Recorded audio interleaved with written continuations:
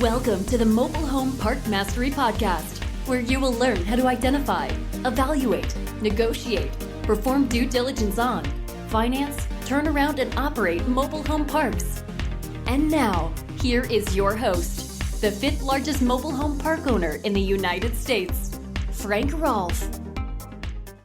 The Beatles, the Jackson 5, Stevie Wonder, the Carpenters, Simon and Garfunkel, all great groups from the 1970s. But unfortunately, the 1970s weren't as good for the mobile home and mobile home park industries. This is Frank Rolfe of the Mobile Home Park Mastery Podcast. We're in the third and final of our three-part installment on mobile home trivia. And now we're talking about the 1970s all the way to current. We're talking all about how the industry went from glamour in the 50s and 60s to affordable housing in the 70s and beyond. Now, let's talk for a moment about one big shift the industry underwent in the 70s, and that was the advent of HUD taking over manufacturing. We all watched those tiny home programs on TV, and we're always amazed, at least I am, at how nice a product those people can build. Really interesting stuff. Just some wood and a hammer and some nails, and they can create some housing that's very attractive, very small in footprint, and that you can often look at the program and say, you know, I could even envision living in that myself. But what happens when the federal government takes over the industry and says, no, now you guys have to do it our way, our engineering, our specs? Well, that's what happened to the industry in 1976. Prior to 76, there were hundreds of mobile home manufacturers in the U.S., often hobbyists who were building one or two mobile homes per year in their garage or some exterior building. In fact, Popular Mechanics magazine frequently had articles, tips on building these new mobile home things, which many people were finding is a very lucrative hobby and a way of doing self-expression coupled with paying the bills. But by 1976, HUD ended all that and said, no, from now on, we call the shots, we control the factories, we control the designs. And then the industry started more on a path of affordable housing, because that's kind of the direction that HUD set it in, but maybe it's also kind of the direction that it needed to go. Now, those older homes prior to HUD's involvement were very, very heavy. If you look at the weight of the 1970s home prior to 76 versus after 76, you'll see that the early 70s homes all weighed significantly more than the newer ones. So what you had happening was the government was trying to help to make these things more efficient and less expensive. And that, of course, translated down to the product itself becoming more of an affordable housing product than it had ever been before.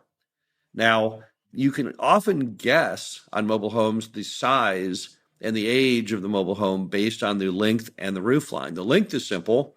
36 feet is a one-bedroom, 46 feet is a two-bedroom or more, and a 56-foot is typically a three-bedroom. On the roof line, you had the old flat roof homes, which was from the 60s and the 70s, early 70s. And then by the late 70s and into the 80s, we segue into the round roof home. And then by the late 80s into the 90s, the pitched roof home, which is what you're used to seeing today on those lots. But there weren't a whole lot of other variations. The industry lost a lot of its creativity post-76 when HUD took it over. So all the interesting designs that you see in many mobile home parks of all the different variety, the two-story mobile homes and all the different things, those all ended pretty much with the advent of HUD. So when HUD came on the scene, kind of things changed more to just a standard, which really was obviously more based on affordable housing. Now, the price per square foot of mobile homes has always been very, very low, but it's just gotten lower over time based on other relative housing cost.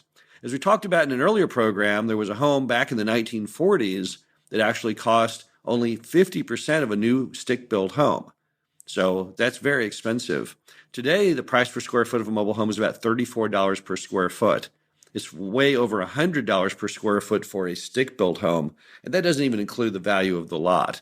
So clearly, the industry from a financial perspective started to segue in the 70s more into affordable housing with the goal of being less expensive than the other housing out there. Now, we talked in last week's program about Elvis living in mobile home parks, and we talked about Lucy and Ricky living in a mobile home park. But today, there are still celebrities who live in mobile homes and in mobile home parks. Probably the best known of these is Pam Anderson off Baywatch, who lived for years in a double wide in Malibu. There's two mobile home parks in Malibu, Point Dume and Paradise Cove, one of which burned in the fires here this past year. But Nevertheless, Pam Anderson, not at the peak of her career, but later on, after she was divorced from Tommy Lee, lived in the mobile home park in Malibu. But also, even today, Kid Rock, unbelievably, Kid Rock lives in a double wide right now in Michigan. He got divorced and he ended up in this double wide. It's not really a very fancy double wide. If you look it up online, it's a regular double wide that's just kind of sheathed in this old barn lumber. He seems to be very happy there. He has nothing but good things to say about it.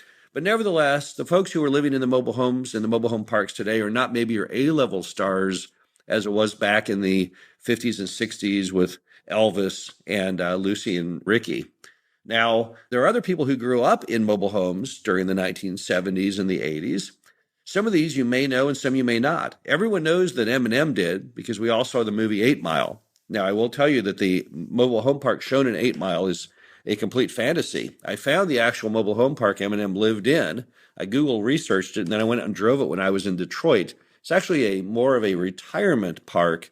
It resembles in no way the one shown in the movie. They obviously, to try and help his persona of being a tough, cutting-edge rapper, they changed it significantly. His neighbors in reality, back when he grew up, would have been more retired couples.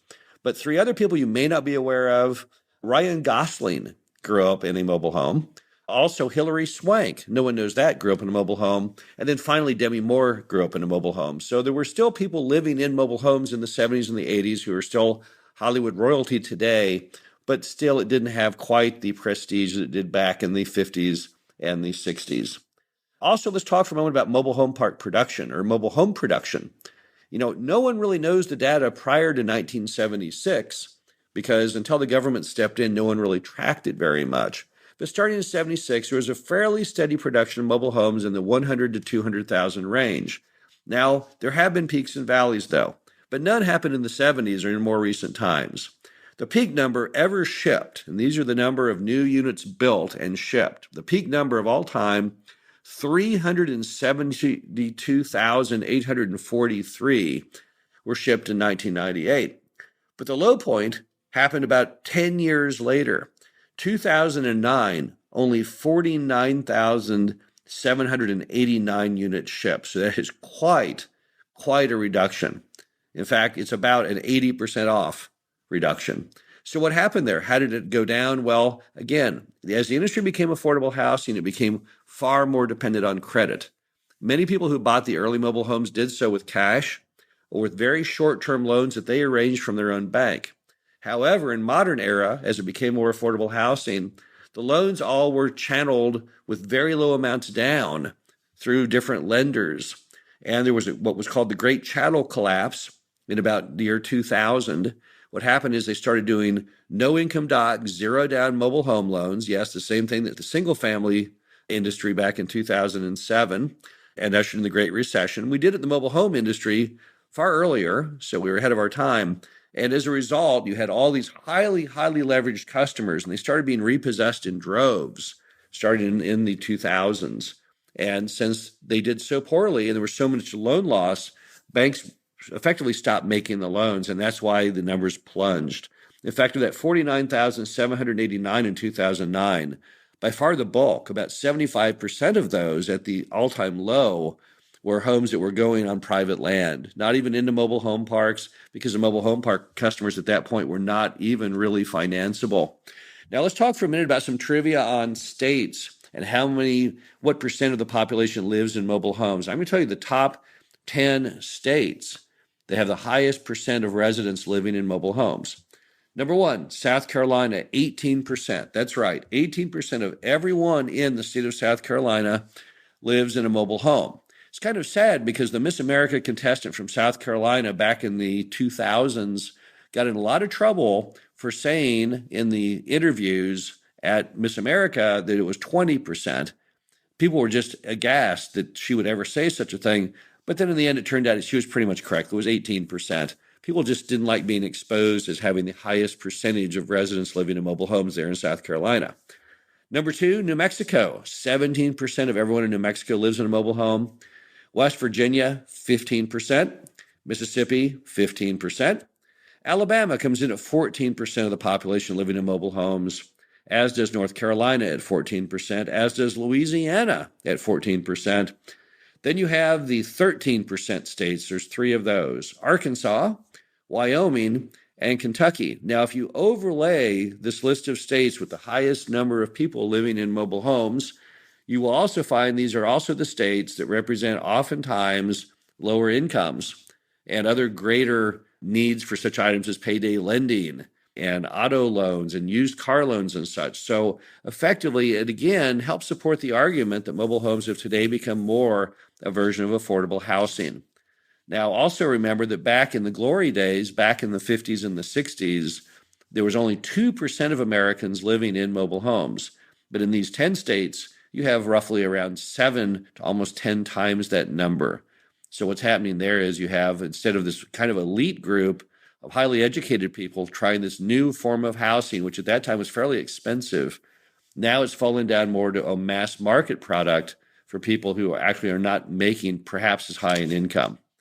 Now, the industry has also changed in other ways in the 70s and the 80s. Just the very look of the product itself has become much more Houstonian. If you look in the current homes, they're looking more glamorous than they did in times past. But by the 80s and even the 90s, a lot of the features from the 50s and 60s, all the architectural features were gone. No longer were they trying to build kitchens that were more upgraded with special countertops and things like that, and the bathrooms that often had a garden tub and a shower. Today, things are just more for general living, more relaxed, more casual, and definitely, again, more for an affordable housing product than more of a glamour product. So the actual product itself changed dramatically. And instead of having mobile home prototypes built by Frank Lloyd Wright and Raymond Loewy, today they're coming from designers. But, back in the 70s, there was an article on one of the great big manufacturers. Basically, what would happen is the president of the manufacturing plant himself would go out and simply pick the colors each year without any testing, any designer's involvement. He would just go out and pick out literally some colors that humored him, and that would become the lineup for that year. So really, the whole attitude just changed dramatically in the 1970s. Now, one thing that's interesting is that Clayton today produces about 48,000 homes per year out of 40 different factories. And in fact, they represent 47.7% of all mobile homes built in the U.S. So as the industry has changed, one big thing that's changed is the dominance of one manufacturer, namely Clayton. As we talked about last week, Jim Clayton brought out his first sales lot in '66, but at that time he was kind of a small player in the business and was really more interested in those more upper-end glamour models. Today, however, Clayton is pretty much focused on the meat and potatoes of the industry, which is, in fact, affordable housing. They do an excellent job at it. Prior to Warren Buffett's purchase through Berkshire Hathaway of Clayton, you did not have the high level of design elements that you have today. In fact, if you've not been to a mobile home show in recent times, there's 2 a year, one in Louisville, one in Tunica. I urge you to do so because you'll be very impressed by the product today. They're doing a terrific job with it. But again, it's not the glamour product of the 50s and the 60s. So basically by the 70s all the way through today, the industry had finally become more of an affordable housing alternative. Now, it does a great job of that. It's the only form of detached affordable housing in the United States, price points that nobody else can compete with. So it definitely has a very major role in America, but the product has definitely changed over the era. So I hope you enjoyed this in our third part of our 3-part series on mobile home trivia. We talked about the origins in the 30s and the 40s, the glamour area of the 50s and 60s, and then the more of the affordable housing era of today. It's a fascinating industry with a fascinating history. If you're ever near Elkhart, Indiana, I recommend you go to the MHRV Hall of Fame and Museum. You can see all these early models from the 30s all the way, not quite to current. It shuts off at about 1960. But nevertheless, you'll see the progression of what is a very, very much a part of American culture, an American icon in the making. Again, this is Frank Rolfe, the Mobile Home Park Mastery podcast series. Hope you enjoyed this. Talk to you again soon. Thank you for listening to the Mobile Home Park Mastery podcast. Be sure to visit us at mhpmastery.com to subscribe to the show, read our show transcriptions, and access all of our great information on mobile home park investing.